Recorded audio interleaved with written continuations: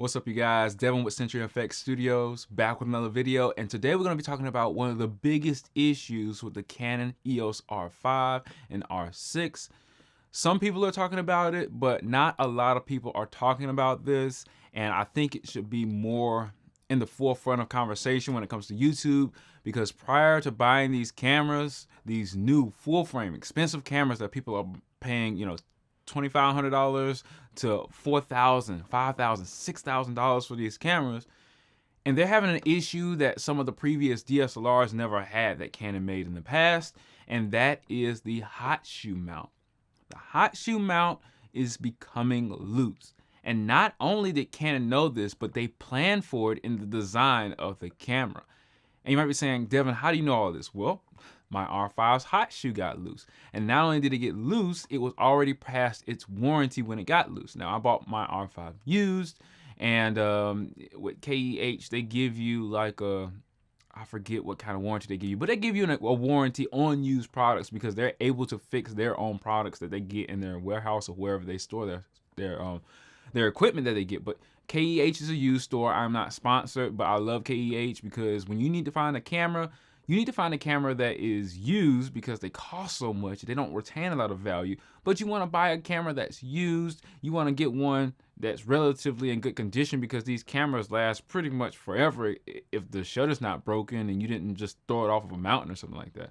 So to get something that doesn't break down, is used, and saves you money, and you know that it works, go to KEH because they're such a great camera company that sells used camera and used equipment.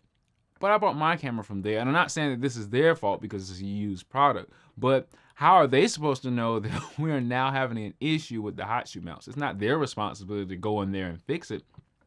I think from the factory this is an issue. Why do I think this is an issue from the factory? Well, because I've had several Canon cameras. I have had an XTI, I've had a T1i. My sister has a T2i. My brother got my T1i that I sold to him, or gave to him. And I had a 7D Mark I that I just sold. The 5D Mark II that I just sold not too long ago. And 80D. My dad has a 6D Mark I. So Canon has been in my family for a long time, and none of these cameras that were DSLRs have ever had an issue of their Hotshoe mount getting loose, breaking, or making anything fall off the Hotshoe mount, or even causing misfires because they've always been tight. This is not something that I've had an issue with in the past, and I've used my flashes on all of those cameras, especially the T2i, the 80D, and the T1i. They've always had speed lights on them. They've even had speed lights as old as the 430EX when it first came out. I was shooting with that speed light for 7 years before I've had to even remotely sell cameras or switch cameras. I've never had to even touch the Hotshoe mount. Now, why is this an issue on the R5? I think this is a production issue.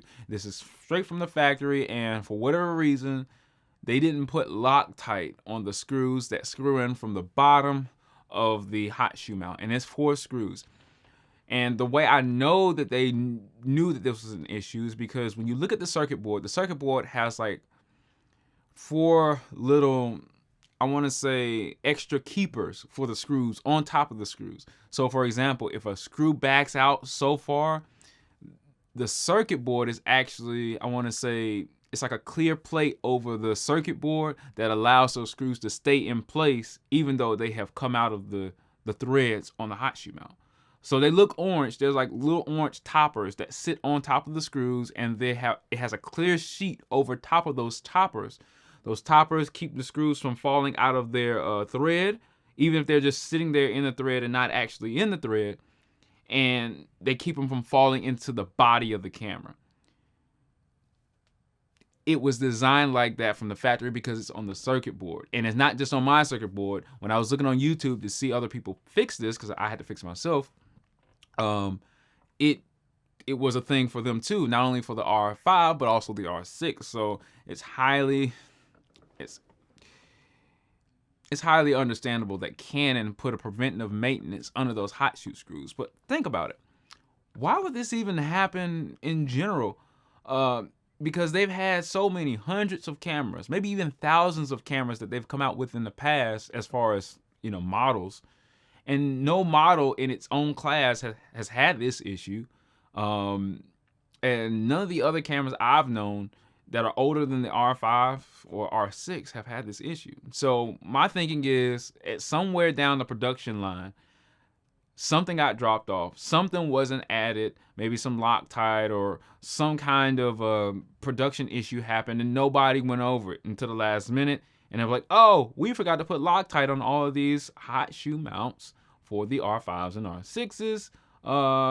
And so my friend actually sent me a message and said that Canon was actually fixing it for free for some R5 users. I'm not sure if it's all R5 users, but you probably have to ship it off to Canon. I don't know if Canon is paying for that shipping cost, but it almost seems like a little mini recall, like we'll bring your camera back in and fix the Hotshoe mount screws, because this is not something that you want to be happening to your camera. It's bad enough that the Canon R5, when it first came out, started to overheat with the video, but they fixed that with software. This Canon R5 doesn't overheat. I use it with the Ninja 5 all the time, and sometimes I record internally, but that file is so hard to manage when you go coding it into a nonlinear editor like Premiere Pro that you don't want to take any internal video out of your R5 and expect to have any kind of productive workflow in 4K, let alone 8K at any high frame rates, at any high Q settings, anything like that. So I record everything straight out of Ninja 5, use a battery for the R5, and call it a day.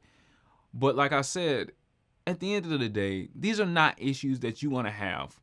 Not with the R6, not with the R5, and not with any R3, let alone any R1 that you might have.